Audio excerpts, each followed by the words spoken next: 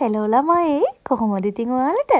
ඔන්න ඉතින් ගොඩාක් දෙනෙක් මගෙන් ඉල්ලුවා කුකින් වීඩියෝ එකක් කරන්න කියලා. ඔන්න ඉතින් මං අද ඩිනර් එක හදන්නේ කොහොමද කියලා ඔයාලත් එක්ක ෂෙයා කරගන්න තමයි දැන් මේ හදන්නේ. ඉතින් අද මං හදන්නේ මොනවද කියලා බලන්න දිගටම වීඩියෝ එකත් එක්ක රැඳින්න. ඔයාලා දැක්කත් වගේ ෆෝක් කරි එකක් තමයි ඉතින් මං ඉස්සරහම හදාගන්න හදන්නේ.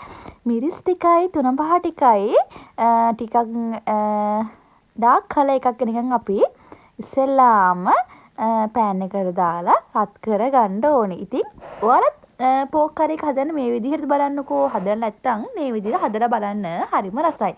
ඉතින් මම මෙතන දැන් ලුණු ඇඩ් කරා. ලුණු ඇඩ් කරන්න හේතුව තමයි මිරිස් කර වෙද්දී අර ටිකක් සැර සුවඳක් එන්නේ කැස්සක් වගේ එන්නේ. අන්නේ සැර සුවඳ එන්නේ නැහැ අපි මෙතනට ලුණු ඇඩ් කරපුවාම. හරිද?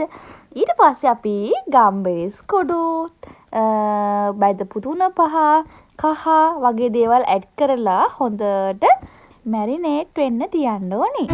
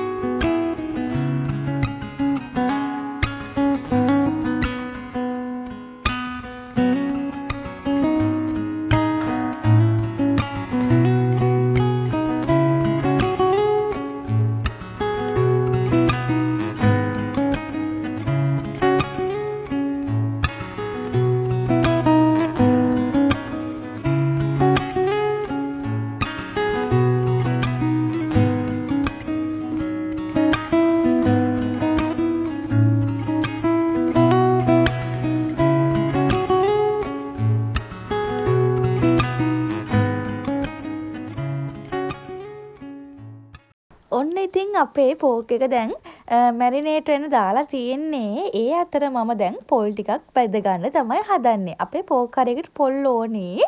හැබැයි අඹරලා දාන්න නෙවෙයි. බලන්නකෝ ඉතින් මට මතකයි අපේ අම්මලා එහෙම පොල් අඹරලා දානවා. දැන් මම පොල් අඹරලා දාන්නේ නැහැ. ඉතින් පෝක් එක මෙන්න මෙහෙම මැරිනේට් වෙන අතරේ අපි පොල් ටික රත් කරගන්න ඕනේ. ඉතින් පොල් ටික දැන් රත් වෙලා හරි මේ ගානට රන්වන් පාට වුණාම හරි. ඔන්න දැන් අපි හදන්නේ ඉතුරු දේවල් ලෑස්ති කරගන්න.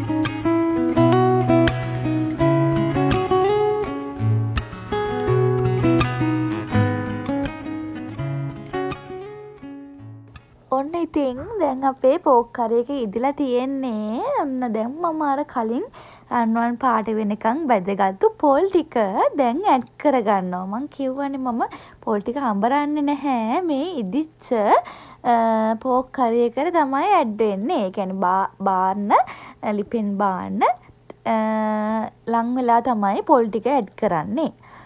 ඉතින් මේ විදිහට ඔයාලා හදන්න නැත්නම් හදලා බලන්න. වෙනස්ම රහක් තියෙන්නේ. අර උකු හොද්දක් නෙමෙයි එන්නේ. ඉතින් ඒකින්ද හරිම රසයි. මේ විදිහට පෝක් එක හදන්න try කරලා බලන්න. ඔන්න ඉතින් පෝක් කරි එක දැන් මම හදලා ඉවරයි. අපි බලමු දැන් අපි ඊළඟට හදන්නේ මොනවද කියලා. ඊළඟ කරි එකට යන්න කලින් අපි දැන් බත් එක උයාගමු නේද?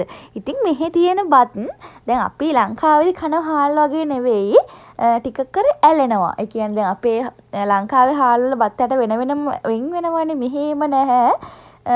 ඇලිලා තමයි තියෙන්නේ. රසයි බත් එක ප්‍රශ්නයක් නැහැ. කන්න පුළුවන්. හැබැයි ලංකාවේ වගේ නෙමෙයි වෙනස් හාල් එකක් තියෙන්නේ.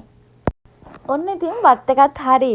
දැන් එහෙනම් අපි කඩල කරි එකක් හදමු. ඉතින් මම හරිම ආසයි කඩල වලට. ඉතින් කඩල කරි එකක් තමයි දැන් මම හදන්නේ. ඉතින් මම කඩල ටික කලින් පෙගෙන්න දාලා තිබුණේ. දැන් ඔන්න මම ඒකට කුරුඳුයි කහ කුඩුයි ඇඩ් කරලා තැම්බෙන්න තියනවා.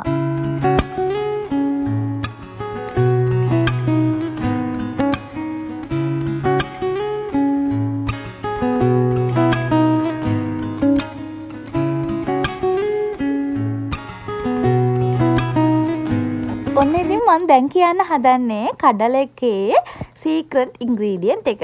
ඒක තමයි පොල් ටිකක් අරගෙන ඒකට ලූණුයි කරපිංචයි දාලා කහ කුඩු මිරිස් කුඩු 3-5 කුඩු දාලා හොඳට මික්ස් කරගන්නවා. ඊට පස්සේ අපි ඒ ටික බෙන්ඩ ජායකට දාලා අර අපේ කඩල එකේ වතුර ටිකකුයි කඩල ටිකකුයි දාලා හොඳට මික්ස් කරගන්න ඕනි. ඊට පස්සේ ඒක අපි බ්ලෙන්ඩ් කරගන්නවා. ඔන්න ඉතින් අපේ වැඩ ඔක්කොම ඉවරයි. දැන් අපි හදන්නේ අපේ කරි එක හදාගන්න. ඔන්න තෙල් ටිකක් ලිපේ තියලා ඒකට ලූණු සුදු ලූණු ඉඟුරු දාලා හොඳට රන්වන් පාට වෙනකම් බැද ගන්න ගමන් අපි ඒකට තක්කාලි ටිකකුත් ඇඩ් කරගන්න ඕනේ. එතකොට ගොඩාක්ම රසයි. ඉතින් ඔයාලත් කඩල හදන්නේ මේ විදිහටද? ඔයාලත් ආසද කඩල වලට කියන්නකෝ. ඔන්න මම කඩල ටිකක් ඇඩ් කරා. ඒ ගමන්න අර අපේ පේස්ට් එක අපි බ්ලෙන්ඩ් කරගත්ත පේස්ට් එකත් ඒකට දාලා චුට්ටක් රත් වෙන්න තියෙනවා. ඊට පස්සේ අපි ඒකට උකු පොල් කිරි කෝප්පයක් වගේ ඇඩ් කරන්න ඕනි. එන්නකෝ ඉතින්.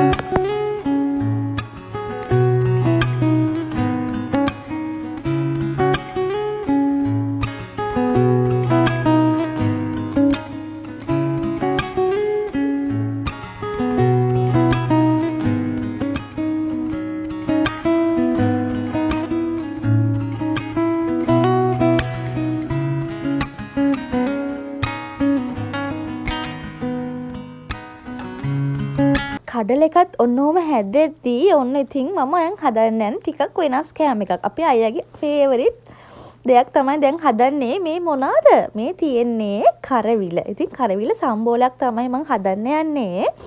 මුලින්ම කරවිල ටිකක් කරවිල ගෙඩියක් අරගෙන ඒක මම අර පෙන්නුවත් වගේ රවුමට කෑලි කපා ගන්න ඕනේ. ඊට පස්සේ කහ සහ ලුණු කුඩු දාලා ඒක හොඳට අතගාලා කියන්නේ මැරිනේට් වෙන්න තියන්නේ. අපි චුට්ටක් වෙලා මැරිනේට් වෙන්න තියෙනවා අපේ කරවිල එක. ඒක මැරිනේට් වෙන කියන්නේ ගොඩාක් වෙලා තියන්න ඕනේ නැහැ. විනාඩි 2-3ක් තිබ්බහම ඇති. ඊට පස්සේ අපි පෑන් එකට තෙල් දාලා තෙල් ටිකක් වැඩිපුර දාගන්න ඕනේ. මොකද අපි ගැඹුරු තෙලේ අපේ කරවිල ටික බෙද ගන්න ඕනේ. ඒක නිසා තෙල් ටිකක් දාලා තෙල් ටික හොඳට රත් වෙන්න තියෙනවා.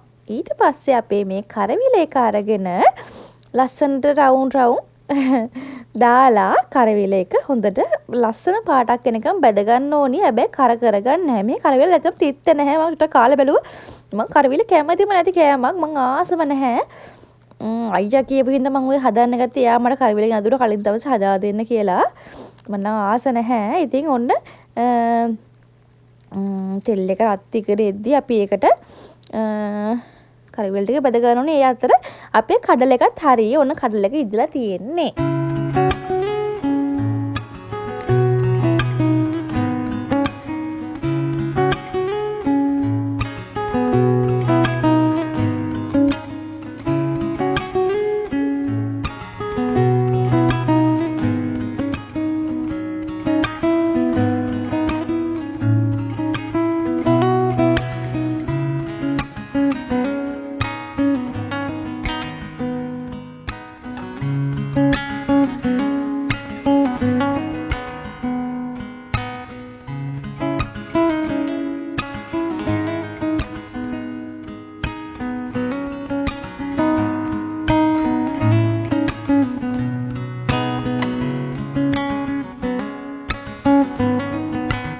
ඔන්න ඔහොම තමයි මං මගේ ඩිනර් එක රෙඩි කරේ. ඔයාලා කැමතිද මෙහෙම? ඉතින් ශ්‍රී ලංකන් විදිහට තමයි මං අද කෑම එක හැදුවේ.